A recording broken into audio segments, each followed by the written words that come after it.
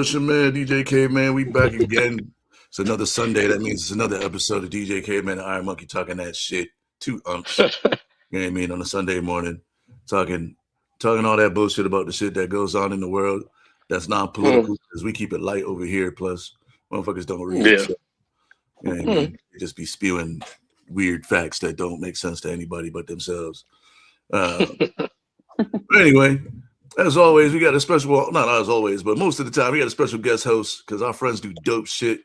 And you know, we got an old school original on the show today. You know, she was on one of our Saturday morning conversations. Our first iterations of this podcast. You know what I mean? Way back when we first started doing this, and she comes back periodically and blesses us with her presence. The world famous Ava Gaudet on the show with us today. Yes. You know what I mean? Her movie credit list is long, son. Long. Hello. She's teaching, she's acting, she's dancing, she's parenting, she's wifing. You know what I'm saying? She's partying, you know. She's jet setting. That one's at the bottom of the list. Yeah. You know, welcome to the show, Ava. Back to the show. Thank you so much for having me again. You're our second most. You have the second most appearances of any guest on the show. I love this for me. Behind clandestine Pete. I don't think P's a guest anymore. He's just a distant cousin that just be visiting on the weekends. Pete has become our official unofficial third co-host because he's on the show like twice a month. Seems like nice. At least, yeah. At least. Yeah. But we always he's that Johnny Carson fill-in. Right? He's the other dude on the couch. He's the band leader. He's the band leader. You had your host, and you had your little co-host on the other end of the couch, and then you had your band leader who comes on every once in a while. Pete's like the band leader, but you know, we never know where Pete is because, you know. Yeah, we don't need to know. We don't need to know because Pete got super top secret clearance these days. Yeah. But Ava, how you been, man? Tell us how has your week been? How have you been in general? What's new on the scene? Oh, what's new on the scene? I've been good. I'm just like, you know, busy teaching the youth of America at my performing arts school. You know, doing my family thing, just doing my acting thing, doing my music thing, juggling all of those balls at the same time, just trying to keep everything up in the air. Yeah, you know, busy. Okay. Good problems to have. Yes. Yeah, good problems are good. Great problems to have. Yeah. Yeah. Oh yeah. Shit, And then bad problems. How was your week, man? My week was pretty decent. You know, adjusting to the new way of life. Setting up the new system of things, you know, seeing that you put me onto that book, Atomic Habits. Trying to get other people onto it, put my sister onto it, a couple of friends on it, you know, and, you know, just getting myself together. There was a couple of things that I was supposed to make bullet points on, but I was like, you know what? Now that I'm thinking about it, the next step is to do it. And then is to do it well. So, and then that's the thing with me is that I'm a low-key perfectionist where, you know, it takes me a while to do things because in my mind, if I do something, I'm supposed to be better than average. Like in my mind, somehow I've tricked myself that I'm a prodigy in whatever I do. You know, it's like my sister says, she has a grandiose outlook on herself and other people don't appreciate it. I'm like, yeah, I do too. But sometimes it's just doing something is a win in itself, you know, especially with Ava being a teacher and all, you know, that's one of the hardest things with some students is just going into the mindset of, I'm not good, you know, and I'm here to get better. So that's really how my week went. You know, it's getting more into that mindset of just do it. And as I'm doing it, then it's the part of consistently doing it and then getting better at it. So that reminds me of, like, have you heard about these kinds of studies and things about success, where they say the more successful you are, the more delusional you are. You have to be delusional, yeah, especially as an actor.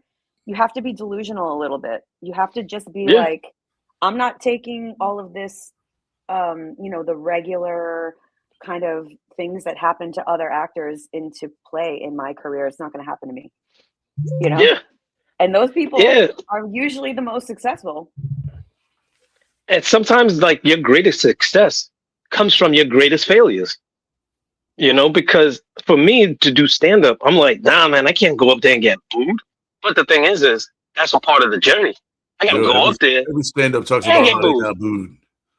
Exactly. And that for me is like the grandiose mindset is, nah, I'm gonna go on stage, and when I come off the stage, I'm gonna be on Saturday Night Live next week. Like, that's my mindset. Like, that's That's my mindset. But like you said, and a lot of people they have their feelings about him, but Dave Chappelle, he talked about being delusional. it. Yeah. Delusion is a part of it all. Mhm. Where people go, "Who do you think you are?" I am. Like, like that was more the bowler. Who do Pete you think Weber. you are? I am. Like, that Pete doesn't Weber. really answer the question, but you have to have that mentality. But also, you have to have a grounding part and element to it all, and, Yeah, and you got to be that able is to put what, the work in. yeah. And the grounding element, I think I have too much of it. I'm like 90% grounded. When people are like, oh man, that's good. I'm like, yeah, it's good, but I know there's others that are better. I just have to accept the compliment, you know? Mhm. Or if it's like, oh, you're trash, I have to accept it. We're room to get better.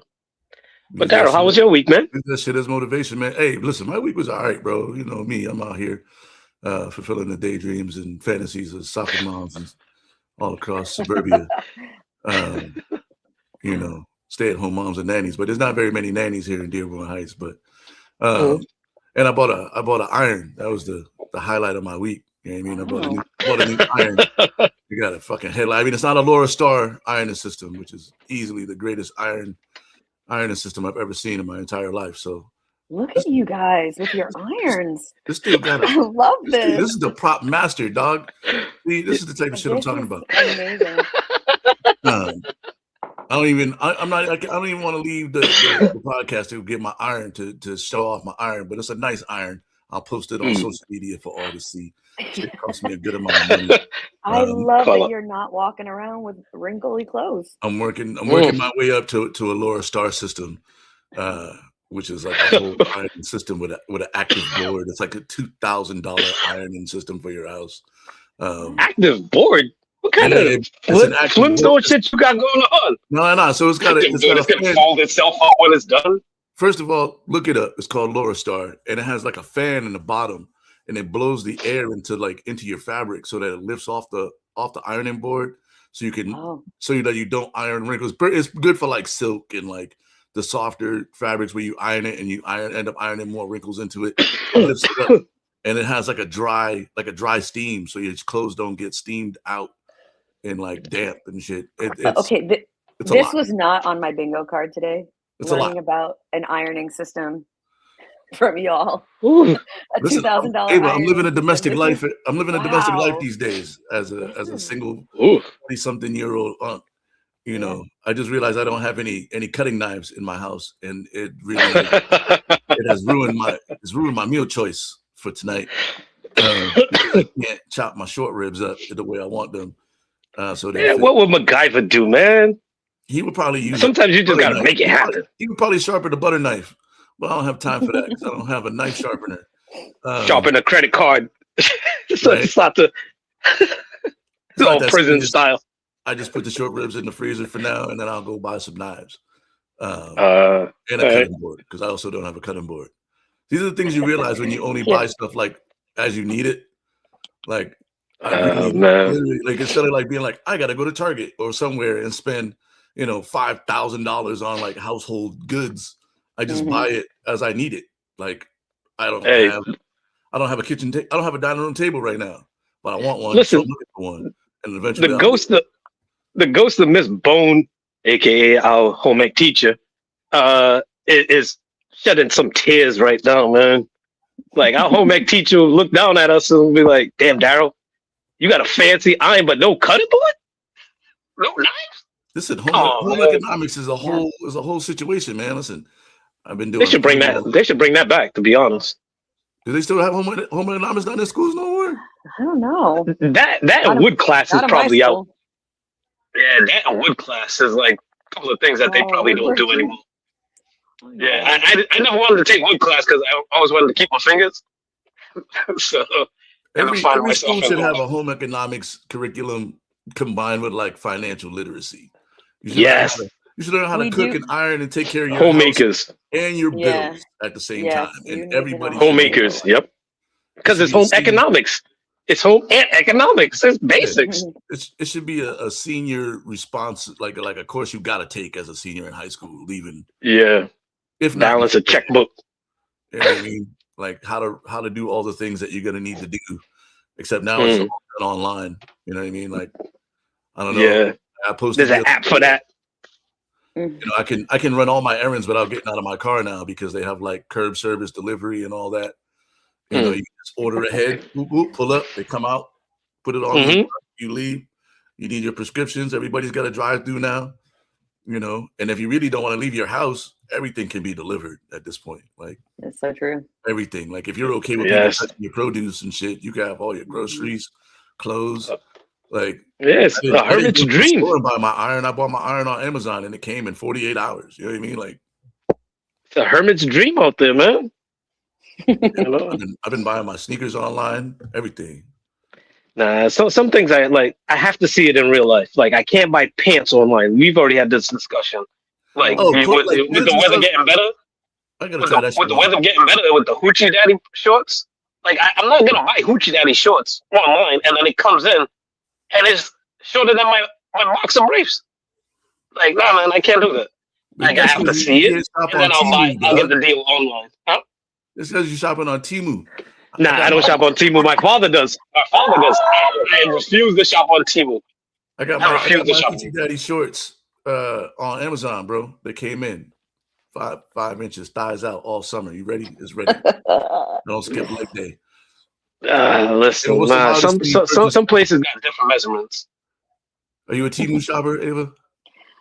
I don't buy clothes on Temu, but low key, furniture on Temu is the thing to do because we just furnished our entire outdoor area with Temu furniture, and it is top notch. Top notch. Like it's the same shit that you would buy on Wayfair or like any other, you know, like the kind of furniture that you need to put together yourself. It's the same shit. Get it on Temu. See, listen, and you like $6 for it. Exactly. It's like $100, and you get 5 chairs and a table, and like it's perfect. Nah, just I started laughing because the way she was doing it, I'm like, damn, this sounds like an official commercial. Like I'm expecting like the little logo, Temu. Did it take like 7 weeks to come though? No, not really. It wasn't too bad. It wasn't too bad. The first time's always the best one. After that, it's downhill. Yeah. Because my father, I swear, Temu gets a lot of them older folks ordering shit online because you get that little bingo thing. Oh yeah, you can get 140% off. My father's like, yo, just order this for me. No. I'm like, nah, man, I'm not doing this for you because now I gotta track it. I'm not doing this. And then, okay, pro tip. If something is wrong, you order something and it's wrong, okay, and you don't like it, doesn't matter what it is, you try to get to some customer service person and you convince them to give you your money back, and you don't have to return the thing. Temu will always do that if you push hard enough. Pro tip. Pro tip. How much stuff have you purchased off Temu? I'm telling you, my husband did this project. He wanted to build a deck out in our backyard, and it's literally like you could see this from space. It's so fucking big. The deck is like Why? The whole yard is decked, which is nice. It's beautiful. But we needed so much furniture because what are we going to do with all this? So we just bought so much stuff from Temu, and that was a last summer thing. That was a last summer thing. That was our project last summer. But wait, did Temu take over for Wish? Or is just Wish like rebranded into Temu? I don't know. Because I don't see Wish around anymore, which I thought was odd because wasn't they sponsoring like one of them NBA teams? You know, where they have the little logo. I swear, Wish was with the Lakers, which is wild in itself. But you know, I don't know, man. I don't know. Yeah, I don't know either. Yeah, because Wish is gone. Like, there's no more Wish. Or they just don't advertise as much anymore. Like, what was the other one that all the girls used to get all their like club clothes from? And they released the not Rainbow. Oh, Sheen. Sheen, yeah. Then they started releasing like dudes' clothes, and you had all these dudes walking around in tight ass t-shirts and shit. It's Sheen, and there's another one too. But either way, it's all spandex. Latex, yeah, stretchable. It's all spandex and stretchable material and shit. Everything comes in medium that stretches out to an XL. Spandex denim? Where they make this at? Spandex denim. That's the part of Vietnam that they don't let nobody go into. That's the forbidden zone. But so all the Temu stuff is overseas. That's the main thing with Temu. For the people who don't know who you are, Ava, let's introduce you properly. Okay. Tell the world who you are and what you do, and what you've been up to, what you got coming out. I noticed you might have a movie out now or coming out soon. You know, fill us in on all that. Yeah, so I'm an actor and a musician, singer, and a teacher. You know, I spent most of my adult life out in New York and LA, kind of like just doing the film and television thing. Moved back to New England, which is my hometown. God, like nine years ago, almost 10 years now. We've been back in New England, and you know, I'm still doing it. There's a pretty active market out here for film and television projects. So been working. I still have my reps. Like I still have an agent in Atlanta, and I still have my management team is in LA and stuff. So I just lost my. Excuse me. Just a moment. Okay, there we go. So yeah, I have some stuff out right now that you can watch on Netflix. There was a film that was released like last year called "Held Hostage in My House," streaming now on Netflix. I also have a couple of episodes Netflix. On I was advertising all day on I also have a couple of episodes on a new show for Apple TV called Widow's Bay. Release date April 29th, I believe. Apple TV Plus. It's like a supernatural kind of mysterious. It looks very, very, very, very cool. I'm in episode 4 and 8. All right. Even numbers. All right. I do. So I'm looking forward to that. And, you know, I'm just doing my thing. I'm doing a lot of coaching and teaching these days for on-camera actors. And I really love it, actually. I really love coaching other actors and helping them not make the mistakes that I made when I was first starting out and kind of keeping up with how much this industry is changing. Day to day, there's like new rules all the time. So, when you say that, what's one of the biggest pitfalls that you would say that you fell into that you try to coach people away from?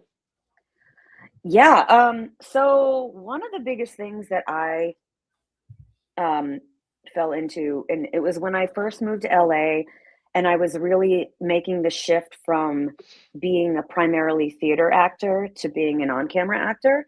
So I had already booked a television show, and I was like, oh, this is really what I want to do. And so I moved to LA, and I didn't learn how to be an auditioner. I didn't learn how to be a professional auditioner, because the skills that you need to be an auditioner are different than the skills you need to just be an actor. Sometimes they intersect, of course they intersect, but like I didn't take the time. I just made a video about this on my Instagram because it was probably one of the worst pieces of advice I ever got from, my team. My manager was like, you don't need to know how to audition. You just need to be a really good actor. So get into a scene study class. So I was out in LA and I was getting all of these amazing opportunities.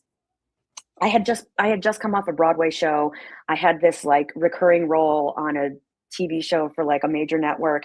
I had every audition known to man. I had so many auditions when I first moved to LA that my manager would come up with itineraries.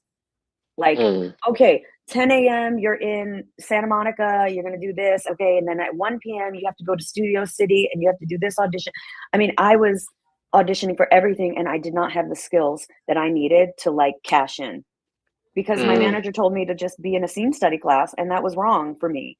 I didn't know. I didn't know like how to really like nail these auditions, like so many different skills as far as like, how do you create a believable, grounded character from a scene that is separated from the script? Like you don't get context. You don't get the script most of the time. And so you have to be a detective and figure out what's going on. How do you do that? How do you craft a believable audition when you don't have anything with you? You don't have a set, you don't have props, you don't have other actors, you don't have any of that. So you have to like create it all yourself. How do you do that? Yeah, that show Wonder Man on Disney Plus. Like it's a different kind of superhero movie. That's the aspect that I actually loved because they showed it's not just about being a straightforward actor. It's also about, because when you're being straightforward, you're narrow. It's all about the room and the audience. So it becomes a part of what the young kids say is res, having charisma. Yeah. You know, making everybody feel you as a person rather than this is what I need to do. So you just have to be in the full moment, not just focus on the goal. And that's what I'm taking from the show and what you're reinforcing here, because a lot of times they trump stuff up on TV, to punch it up a little bit, make it TV worthy. Yeah. No, definitely. And what you're talking about is like I work with my coaching clients and my students a lot on like audition technique that is involving creating an environment that isn't there. You have to imagine, you have to be like a kid, it reminds me of my daughter when she was younger and she was like playing these imagination games. Like she was creating the whole world around her. And that's what you have to do when you're auditioning. It's like, oh, I'm a waiter. Who's sitting at your tables? What does this restaurant look like? Where's the kitchen? Where, do you know what I mean? Like you got to fill it all in. And then when you book the role and you're on set and you're shooting it, different ball game. It's different. It's different etiquette. They're going to have different ball game. They're going to have it all there for you. And now you have to adjust. And now you have to create a relationship with this environment that they have created for you. So now this is your restaurant. You know what I mean? It's so, different skills. What's the role that you feel like you fumbled? Where you're like, damn, I crushed it, but then.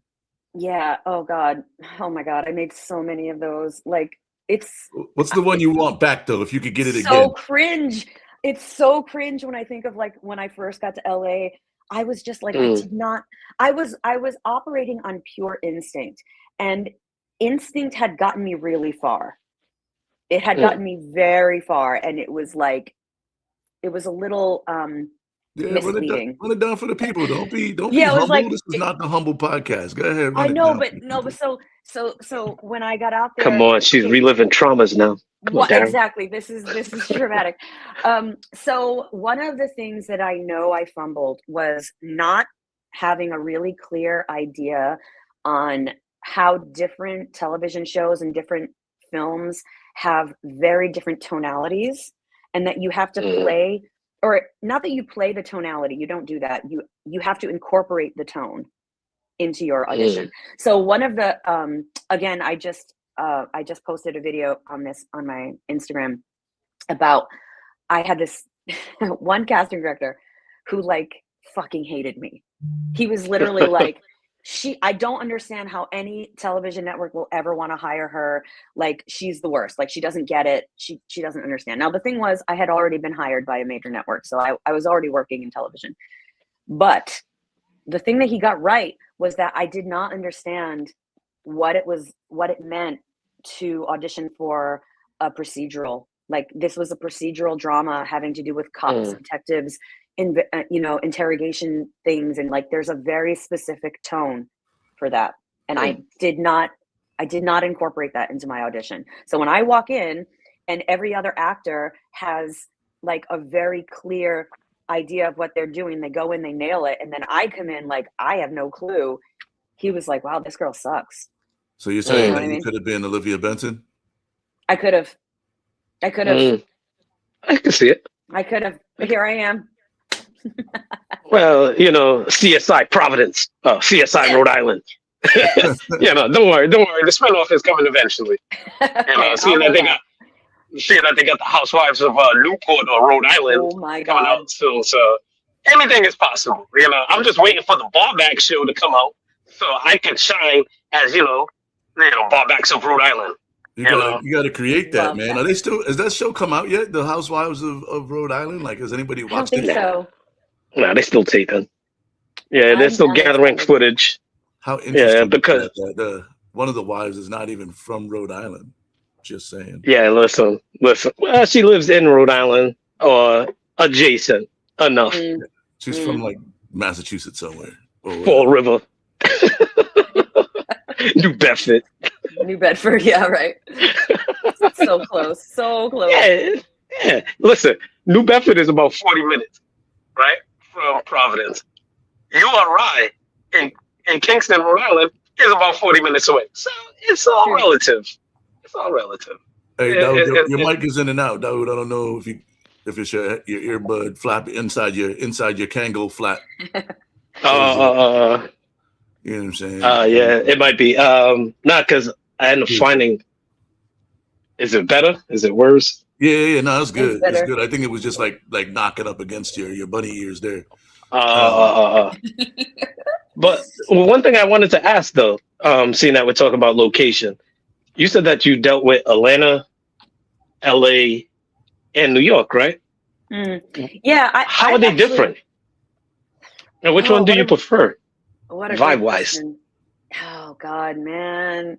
First of all, because Atlanta's a hotbed right now. It is. Just for pure weather, I would go back to LA in a heartbeat, honestly. I don't know. I'm one of those people. I lived in New York and I lived in LA. I've never lived in Atlanta. I do have I have an agent out there that does the whole like Southeast market. I've never lived out there, so I don't know what that is like. But so, okay, New York is very theater-driven market. They have a ton of respect for theater actors. All the on-camera actors in New York are also doing Broadway, off-Broadway, regional theater. They're theater actors doing the thing, doing both. Very competitive, hard to get an agent. The agents are very picky and very particular. However, there's also an element of like, if you're a theater actor, you can kind of do things on your own without representation. So before I got into the Broadway show that I was in, I did not have an agent or a manager or any kind of rep. I was just showing up at the open calls that they would have for the different Broadway shows. And I showed up until the casting directors got to know me. So I appreciated that about living in New York, that there was this quality of like, I can kind of do something on my own. LA, on the other hand, is a completely different vibe. It is almost 100% film and television driven. Theater is kind of not a thing. Theater is like the thing that you do in between on-camera jobs, you know, when you want to do something and not get bored, you need an agent or a manager. There's kind of no real great viable way to do things on your own out there. There's agents and managers everywhere. it's a little easier to get representation. Doesn't necessarily mean it's going to be great representation, but you really need a rep out there to get auditions. Also very competitive. In LA, you're really like dealing with star names.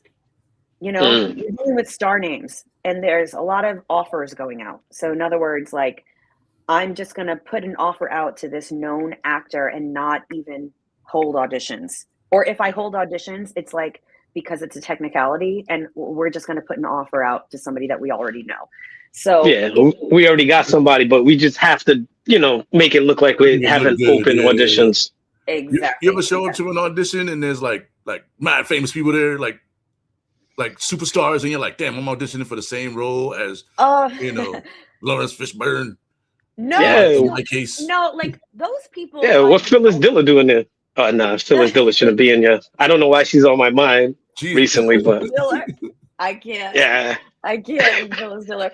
So those people either don't have to audition, or they're going to have an appointment where it's a one-on-one, like you show up at 2:00 on Tuesday and we're going to like escort you in, and you have your own little thing. You know what I mean? I have been in a room with like C-list actors that are recognizable for sure. Like, oh, that person is like recurring on some show or whatever. No, you know what? You run into I ran into more of those people bartending in LA than I did auditioning in LA. You know what I mean? Right. So as someone who sings and acts, right? We're like at the same time.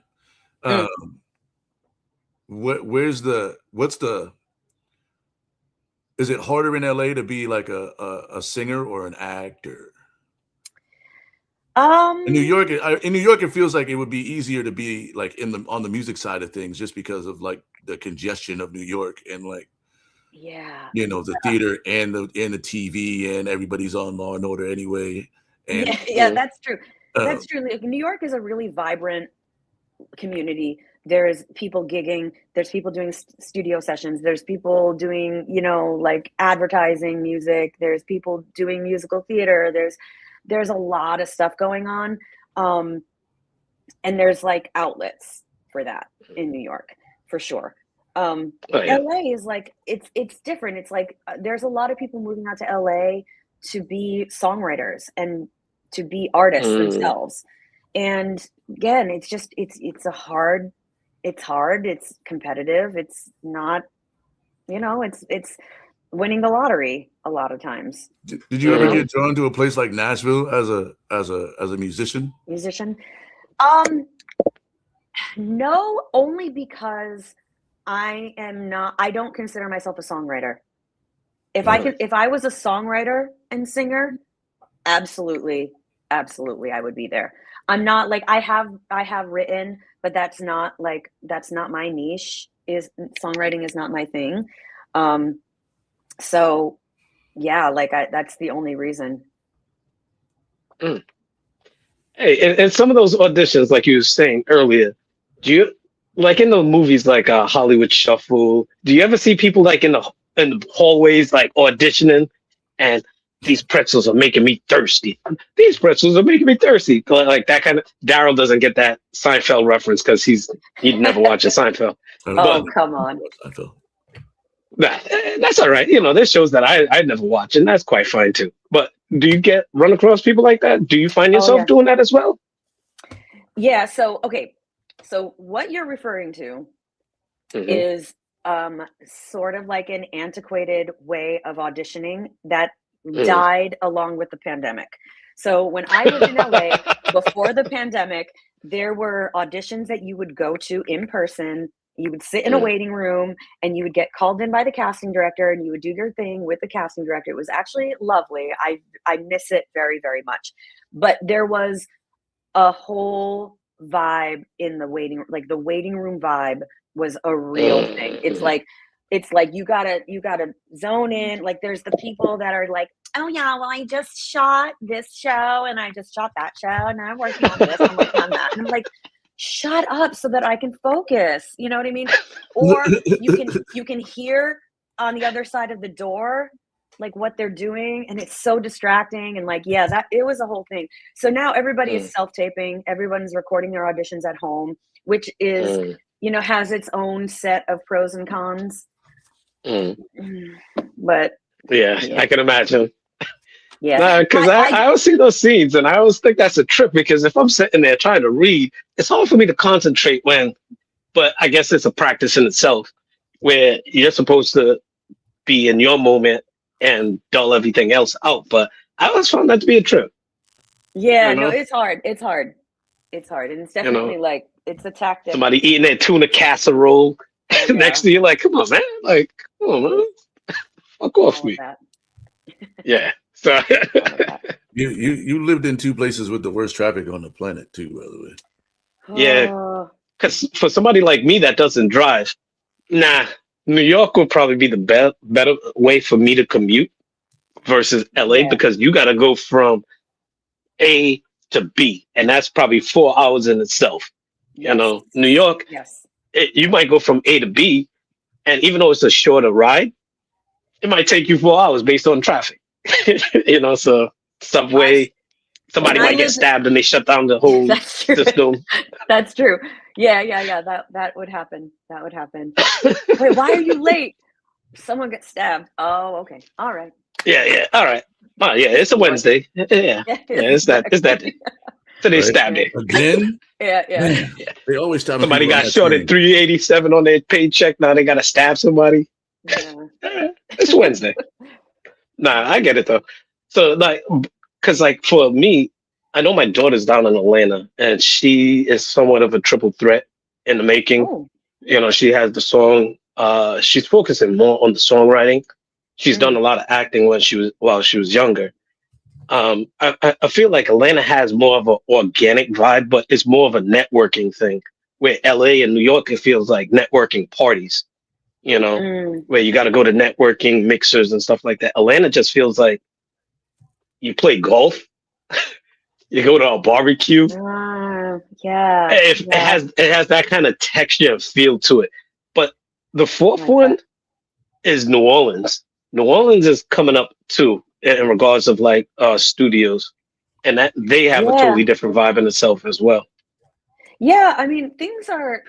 I think another change that happened since post-pandemic is that things are a lot more global, if you will. Like they're spreading out. That you don't have to be in that market necessarily. Like you can be anywhere, and things are happening. There's going to be a big studio built in Connecticut, so kind of like in between New York and New England. So things are happening, and all over the country. Yeah, the world feels flatter in a sense. It felt like for Daryl, it feels like everything got ironed out. I see what you did there. Yes.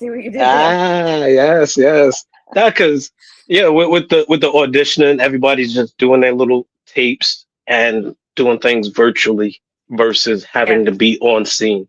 I feel like it's easier for people though to do self tapes because you don't have to travel. Like before, you would have had to go to LA or to New York or to Boston or Atlanta. Now you could just be in your living room or your man cave or your she shed or wherever you got set up. Do your stuff in the bathroom and just send it on in. The job.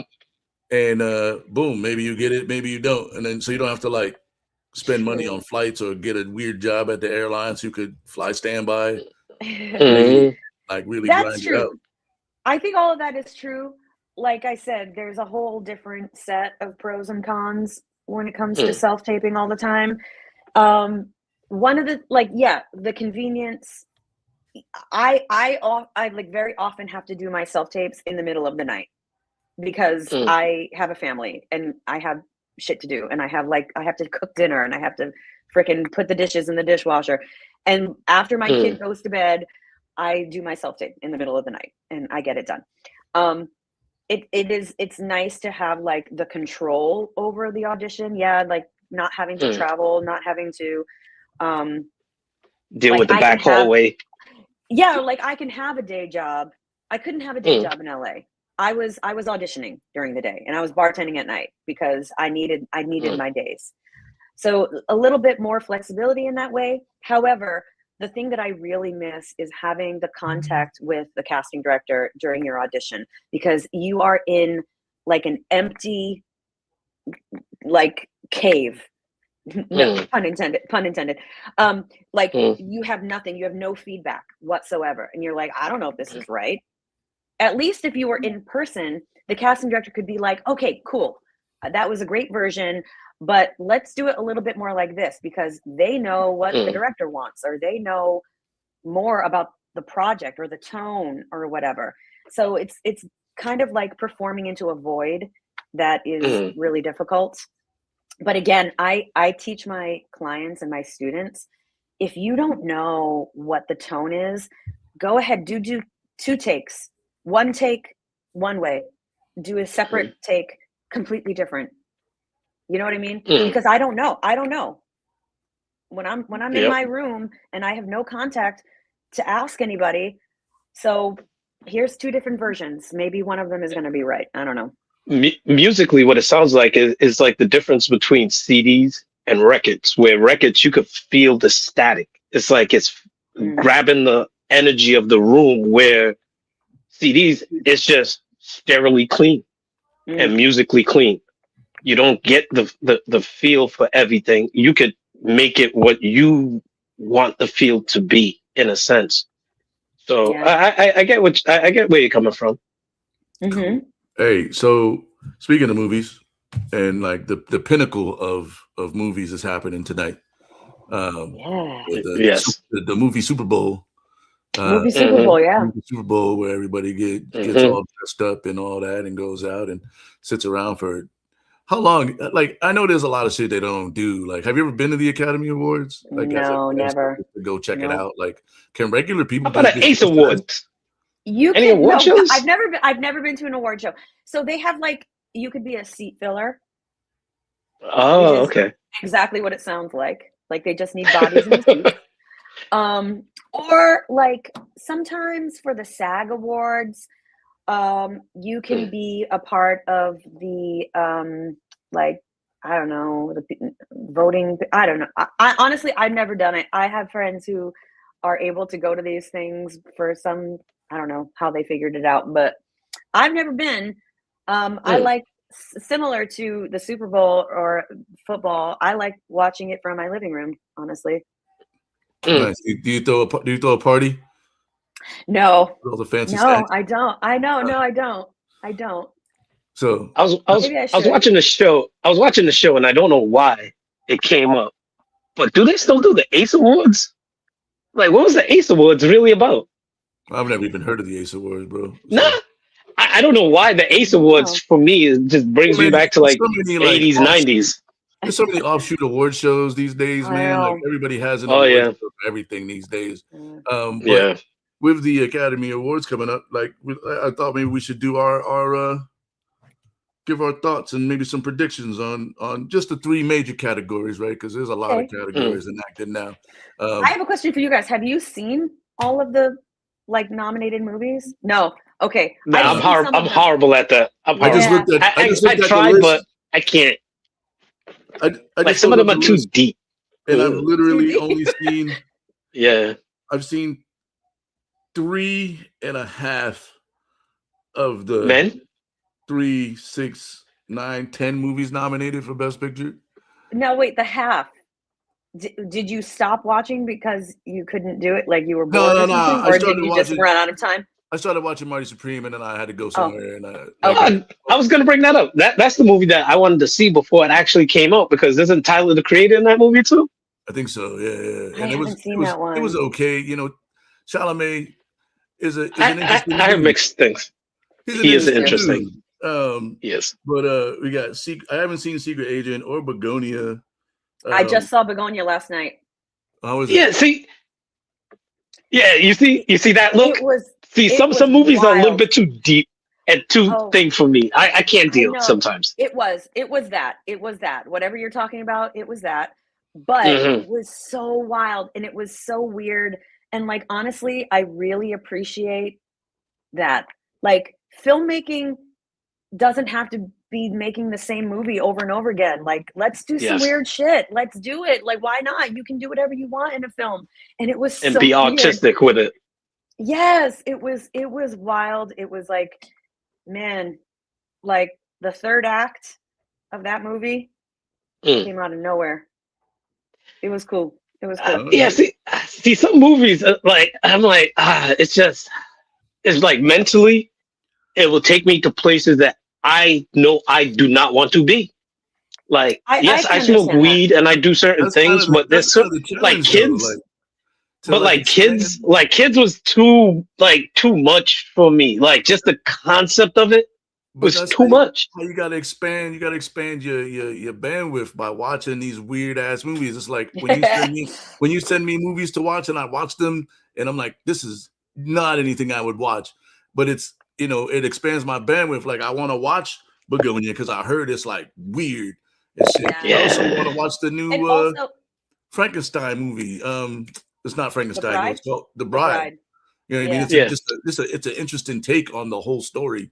It's very Bonnie and Clyde-ish. I can, at least what I gleaned from the. I'm gonna say one more thing about Begonia, just because I just watched it last night. The acting in this movie is so good, and let me tell you, the lead actor was snubbed. So here's a movie. I feel so bad for this guy, Jesse Plemons. You would recognize. Oh, he's amazing. Oh my God. Jesse Plemons is amazing. Jesse Plemons got snubbed. So I am ready to start like a war on this because he's in the film is nominated for Best Picture. We have what's her name? The other lady. Kate Hudson? No, Kate Hudson, and that was a great movie too. I saw that movie. Not Kate Hudson. Hold on, I just had it in front of me. Emma Stone. Yeah. Emma Stone. She was good. She was very good. Nominated for Best Actress. He was snubbed. His acting, oh my God. Oh my God. I cannot believe that they would. He's one of the most underrated, like, major actors out right now. Like, he's done so many good projects that just like fall under the radar. You should watch this movie. I think you would like it. And he plays a lot of different types of roles too. Like, you know, from Friday Night Lights to damn, I can't think of the name of the movie with Jack Nicholson. The Departed. Oh, okay. You know what I mean? So I'm gonna pull that up. I'm gonna watch that. Yeah. It's one of those like because even when Daryl gave up American Psycho, it was like one of the movies where it's like, because see, some things just stick with me. Christian Bale at his best, baby. At his best. Like, some things just stick with me, and it doesn't put me in a good place. So now that I recognize that, I slow walk into some things. So it's like that movie y'all was just talking about. I can't remember the name of it, but it was one of those things that is low key on my radar, but it's like I don't really have that high of an interest. But I usually follow like the animated shorts, because the cable car used to have the animated shorts playing there. So I used to go there because it used to come around on my birthday, February 8th. I'm still accepting gifts, but I would go and I would watch those. But for me, it's like, I know people that try to watch everything, and I'm like, I can't do it. I like to watch it. I give it up to people. I give it up to people that can't. I have bad shit to say about it. Like, because I can't be like, that movie was terrible. And they're like, did you even see it? And I'm like, no. Nope. So now I have to, I watch it. That way, if I say some bad shit about it, I could be like, well, I watched it and it was trash. Like, because of these things. See, like, even still, like, the concept of things, like, it throws me off. But then having a conversation with people, even though I've never seen it, it might pique my interest, because my nephew's been putting me on to Chainsaw Man. Like, for me, the concept was weird. The concept for me is weird. Like anime. It's the anime. The concept for me is weird. And it's like, no, I'm not doing that. But the way he explained it to me, I'm like, okay, it's actually piquing my interest. So it's the same thing with last year. What was it? That vampire movie that they had, Nosferatu or whatever it was. The one that was in black and white. I'm not in the black and well, I love black and white movies, but I'm not in the vampire movies. But it's one of those movies that I might have watched. I still might. Everybody watched it. You didn't watch it in high school? That's when I watched it. Nah. No, the one that came out last year that was nominated. Oh I think. yeah, no, it's supposed to be like a remake though of the 30s movie that came out it was a Yeah, silent film. I love black and white movies. I've still never seen that movie. I've still never seen Silence of the Lambs. I refuse to watch those movies. I've still never seen Titanic. It's just not my vibes. Again, you can skip Titanic. You can definitely skip Titanic. I've never watched Avatar. Titanic had me boycotting. See, there's some things that I just don't watch. It's weird for me. All right, so Avatar, I don't know why. So we haven't seen all the movies, but I don't know. I'm kind of hoping that Sinners or F1 wins just because they're both like cinematically incredible. And I think Brad Pitt's really driving that Formula 2 car. Oh, I didn't see that one yet. See, Sinners is one of those movies that I wasn't like on the concept. I'm not into vampires, but I'm like, all right, you know what?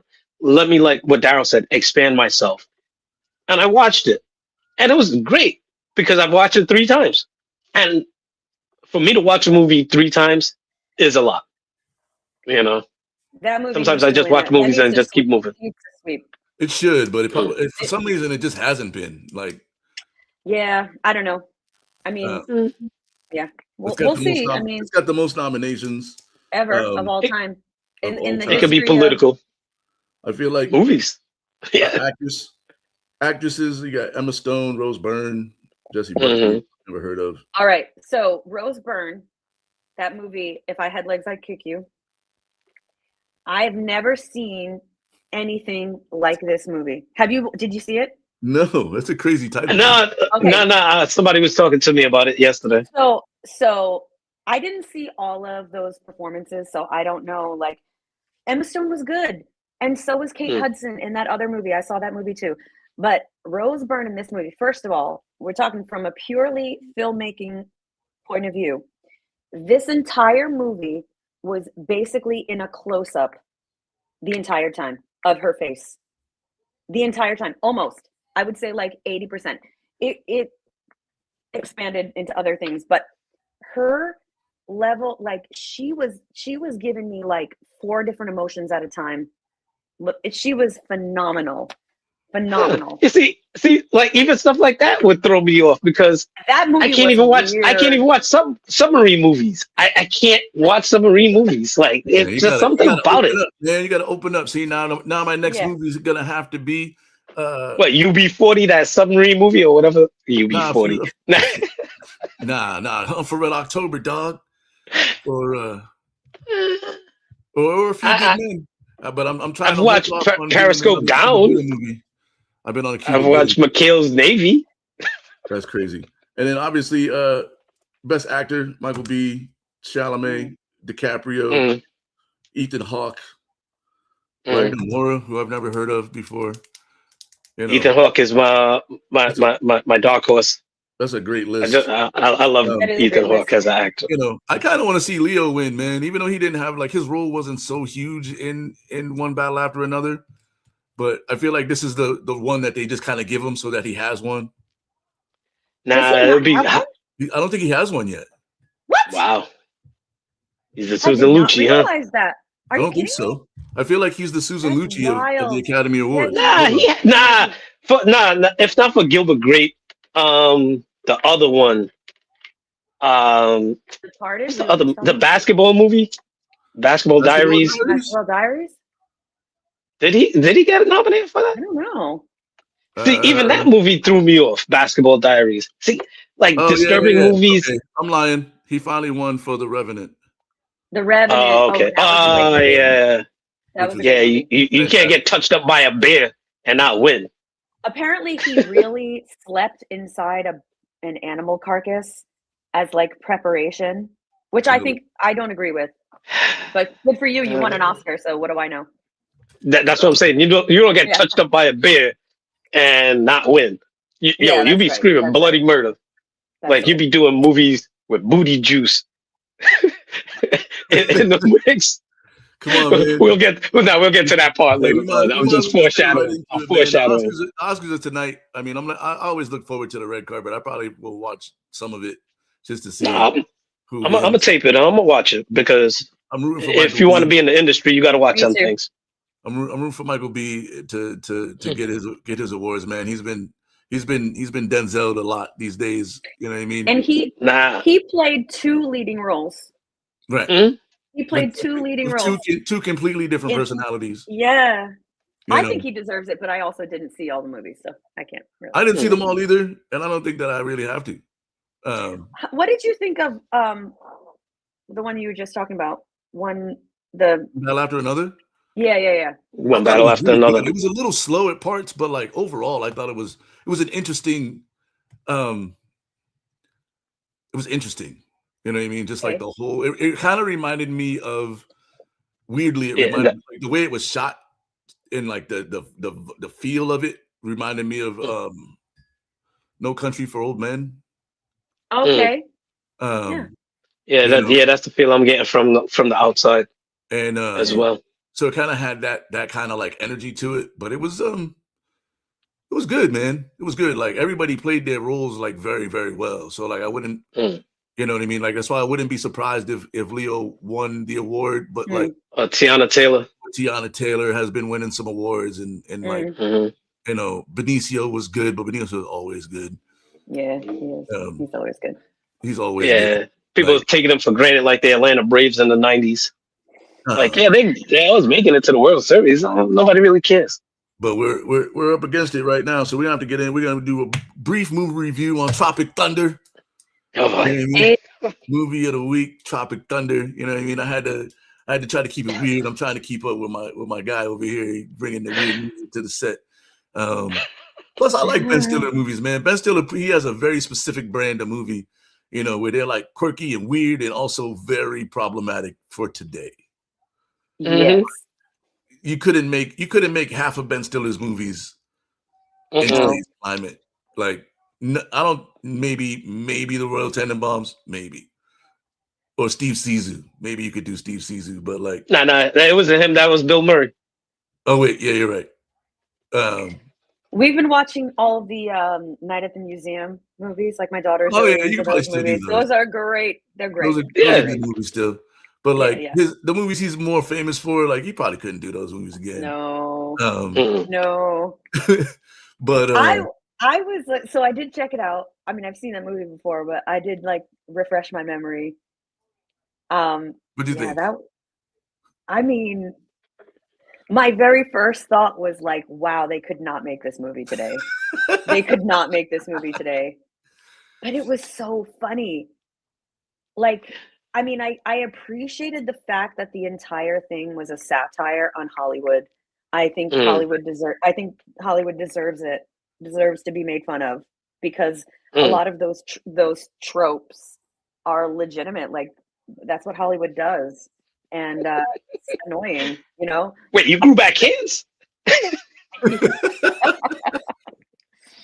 The fatties. The fatties.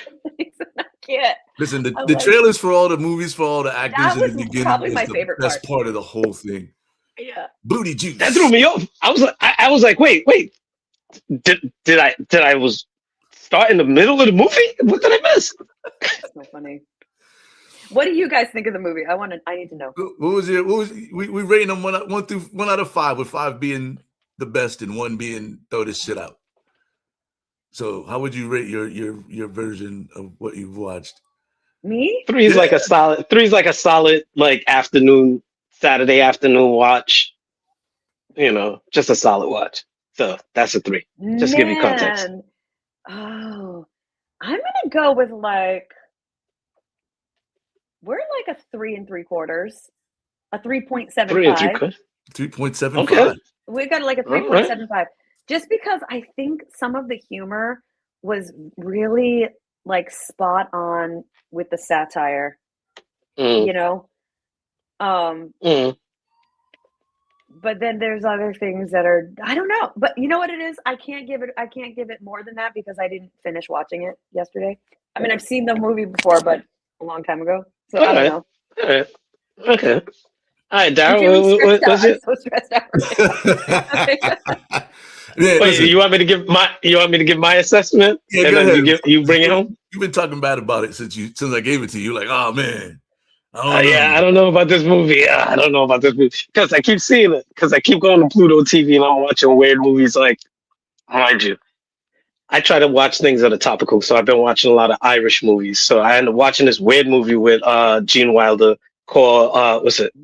Quaxley Fortune has a cousin in the Bronx. It's a weird movie. It's a weird movie. Either way, I watch strange shit, but Tropic Thunder's been on there, and I'm like, I don't know. So I watched it. I'm like, yeah, some of the humor was like real cringy. Like, no, no, that I'm staying away from cringy humor just for my personal well being because I don't like doing this too much because my back and my body is tight as it is. So I try not to tense up too much. So I watch weird shit just to relax. So this movie, it was funny, and like you said, the satire um around the edges made it funny. But like some of the storylines, like the Simple Jack, that was nah, and that was very cringy and uncomfortable for me. The you know, there's other things like that was cool. Like I don't like people tweaking and really withdrawals with drugs, like I said with Basketball Diaries with Leonardo. That was kind of a hard thing. But the casting was great because homeboy Steve Cogan, I think is how you pronounce his name. I've been watching a lot of his movies, like Alan Partridge. I've been watching a lot of stuff like that, like those kind of humor. But seeing him in this movie, the other cast members, Tom Cruise, like he's a cringy guy in this He's movie. cringy. Like but you're more in the industry than I am. But I've seen people around the perimeters, you know, and I see that type. So the movie overall, just to put a button in it, because I cringed more than I felt like I just had like a straight out laugh and like, all right, I'll give it a 3. It was a nice watch, but it was one of those things that I had to be in the mood for. You know, I had to be in the mood for this movie. You know, I kept I already referenced the booty juice. I already referenced a couple other things, but nah, the whole cringy stuff, like you know, going to the Steve Cogan thing. Nah. So, all right, Daryl. What are you? I love this movie, dog. Like I watch it whenever I get an opportunity. It is definitely problematic, but it has so many good one-liners and like the little trailers in the beginning with everybody's movies and shit. Um, you know, everybody gives Robert Downey like a lot of flack for his role, but it was done so well. Like Ben Stiller's, he's a smart guy. You know what I mean? And all the stuff that he did, knowing that is problematic, he did it in a way that still found like the humor of it. You know what I mean? It wasn't like it was like, he's a method actor. You know what I mean? Like, and he had the surgery. Oh my God. I'm just a That's dude crazy. trapped inside a dude playing another dude. Yeah. But the cast was crazy. Nick Nolte's in it. You know what I mean? Like out of nowhere. The cast is crazy on that movie. I didn't even Like put that the together. you're looking at the cast, you're like, damn, Jack Black is in this shit too. Like, and then obviously, Tom Cruise being funny is something that I don't think I've ever seen. You've only really seen it once. Like, his whole career has just been Mission Impossible movies, and he has that Scientology aura. Yeah, and then like the few things that he's done in between, like Vanilla Sky, and which was just weird all by itself. But I kind of like Tom Cruise doing comedy. The little post credit scene at the end was hilarious. It's a good sit at home and have a drink and maybe a smoke and fucking watch that shit and just kind of vibe out. It's good enough to watch. You know what I mean? Like maybe on like a little stay at home date night where you can laugh a little bit and enjoy the libations. But if you don't get through the whole thing, that's cool too. So I'm giving it a 3.5 on the scale. You know what I mean? As far as like all the things, like I don't think it's a classic, so it's not like in the 4s, but it's an easy watch. If I see it on, I'm gonna just throw it on and just keep watching it. It's a low key cult classic. Yeah, it's a cult classic for sure. It's like it's in that same when I think about cult classics, I think about Friday, I think about Tropic Thunder, I think about what's the other movie that I watch all the time? For me is You Don't Mess with the Zohan. Oh yeah, That's my movie. That's my movie. I watch that all the time. Oh, I love that movie. Like Ben Stiller has a lot of like cult classic movies. You know Dodgeball, yeah. Where they don't do that well in the box office, but then like when they get to like home and everybody gets to watch them, they fucking explode. DVD, DVD classics. I'm a little disappointed that Cuba Gooding wasn't in this one. I'm glad. I'm so glad. Glad. Don't worry, man. He could have been Booty Juice's father. I got more Cuba Gooding in the chamber for you. I've been spamming them with Cuba Gooding movies. Because you always get the same guy. Cuba Gooding never plays anybody different. But anyway, before we get out of here, Ava. Real quick, I'll say before Daryl gets into this thing, my next week's movie, and I'll give you a little hint. Fackham Hall on HBO. Who? What movie? Fackham Hall. FACKHAM. Fackham Hall. HALL. Okay. Never heard of that. Neither have I. It's interesting. It's probably in black and white. Nah, it's new. It just came out. I try to keep it modern. Okay. Early Technicolor. It's like Bridgerton. It's like Bridgerton. I was gonna say it's probably got a British cast. Yeah. Is that your thing? Not really, but I've been in that vibes. I've been in that zone where I'm watching odd stuff. CD level. The Australian comedies. So before we get out Irish, here, we're doing a new segment where we're asking our guests to give 5 tips on how to get in or into their craft or things that they can look out for. So before we get out of here, if you have 5 tips for either booking a role or just 5 tips that people should know, 5 things that people have to have to be successful in acting, singing, dancing. Okay, well, I did come up with 5 tips on things that people should know before becoming an on-camera actor. So it's very specific to on camera. Okay. And this is in no particular order. So number 1 thing, here we go. First tip is you have to know that it's expensive. You're going to be nickeled and dimed. There's no other thing like this where you get nickeled and dimed so severely. Every website where you submission platform costs money. You have to pay to put your pictures up. You have to pay to put your reels up. You have to be in class. You have to get headshots. You have to get coaching. It's an expensive endeavor. So just know that. Okay. Also need to know your success is not going to be linear. That means a lot of people think oh, cool. I started doing background work. Then I'm going to book a co-star. Then I'm going to book a guest star. Then I'm going to have a series regular. And I'm just going to walk up this little ladder. And it does not work that way very often. I mean, for some people it does. And that's cool. But that isn't always the path. I think about when we're watching all these old movies and we're like, wow, what happened to that actor? Where did they go? It's because it's not linear. They could have this great role and then dry spell, or vice versa. Yep. You just get this pop of success. It's not going to be in a straight line. So you got to know that. Okay. This comes from my time spent in LA. That before you become an on-camera actor, it really helps to know something about acting. Because there are so many people that come to LA. It's such a thing. It's I'm a good looking person.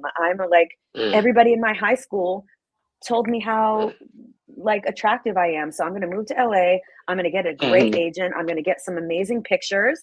I'm going to do this and do that. And then I'm going to learn how to act. Yeah. I got so many followers. Yeah. I got so many followers. I'm an influencer. I have So if you are actually trying to be an actor, it helps to know something about being an actor and having acting technique and all of that. Okay, this might be a little bit of a hot take. Okay, This tip is that proximity doesn't equal legitimacy. And what I mean by that is I see a lot of this around here, and I'm saying this without any shade whatsoever, okay? I see a lot of people come to my classes or get coaching that are like, I've done this movie, I've done that movie, I've done this movie, I've done that movie. And what they mean is that they were background actors. And so being a background actor in Don't Look Up, which was shot in Massachusetts with Leo DiCaprio and all these huge actors, is very exciting and really cool. And you learn a lot by being on set, but it does not legitimize you as an actor to be a background actor on a Leo DiCaprio movie. And I think that gets lost sometimes out here.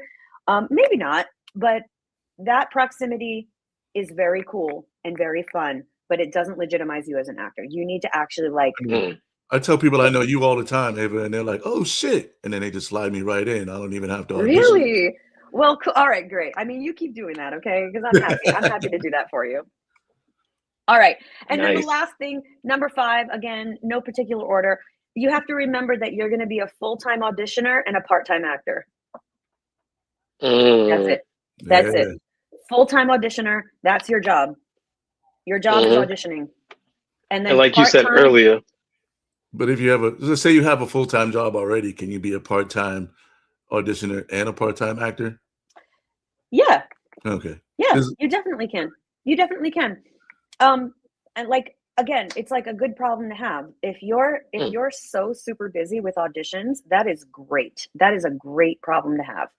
A lot of like really like professional actors are hoping to be in that space where they're getting so many auditions. But still, unless you're in that place where you're a series regular or you're a movie star and you're doing, you're either like on a show for 5-6 seasons or you're, one job after the other because you're a super hot actor getting offers and all that stuff. Most of the time you're going to be a full-time auditioner and a part-time actor. That's just the way it is with on camera. And like you said, you have to know how to audition. So take the craft seriously. Don't be a hack. That's right. Take it serious. Take the craft of auditioning because it's not cheap. It's not cheap. It's not cheap. So if you wanna get better at auditioning, you should take one of Ava's classes. I've taken a couple. She's been nice enough to let me take some of her classes offline, and it worked. Shit, I got a couple paid roles after dealing with Ava. See, there you go. And then most of the time, I just name dropped her. I'm like, yo, I know Ava. She told me to just come down and say what's up, and that. I love it. I owe all my movie success and my credits on Amazon Prime right now to you can go check me out. Film. I even got some words. You got words? I got words, and but definitely, how can the people reach you if they want to book you for classes or private tutoring, singing lessons or whatever? Sure. Right. AvaGaudet.com. Everything is on my website. I have, like how you can get in touch with me. I have a little scheduler on my website. If you want to schedule, like book a session with me, you can do it right from my website. At Ava Gaudet on socials, basically just Instagram. Honestly. And, the reels are really good too. I like the reels. She's giving a lot of insider information on the reels. Yeah, that's a new thing I started this year. That's like a 2026 thing I just started. So I appreciate that you're checking them out because it's so cringe to do this. But like, I feel like when people give me feedback, like, oh, that video was actually helpful or something, then it makes me feel better about it. You know what, too? Like, I have to add it to my rotation because I have this prop master and like he's worked on movies and sets like that. And he'll talk about like little simple things like breakaway glass. Like what is made out of like chalk when you see people eating chalk, what's that made out of? Like little tips and tricks. Like I like industry stuff like that. So I'm gonna have to peep you out and see, because please do. As a bar back, I don't want to say my proximity is hey, I was the bar back that served somebody that served Wesley Snipes a drink. Even though I didn't meet Wesley Snipes being a bar back. Wesley Snipes. Mr. Wesley don't take pictures. No, I'm just trying to do my job. Like, I'm not trying to take no picture. But yeah, man, I would definitely appreciate you coming on again. You're welcome anytime you want to come back. Just let us know and come by and chop it up with us and stuff. If you want, make sure you follow her on all the socials. Go to the website, book some lessons and some consults. I'm gonna definitely get back into it. I'm trying to push more voice work though. I got too much. That's a good idea. Trying to make money in the ways that I'm good at. Voice work is longevity. Yeah, man. Yeah.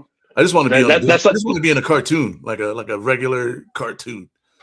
Yeah, listen, a voiceover is like being a kicker on a football team. It's like you might not be the superstar, but you in it for the long haul. Yeah, man. $2 million for 20 years adds up versus 3 years for 20 million, and you're not getting hurt. And if they touch you, there is a flag. Yeah. Yep. Can't rough up the kicker. Man.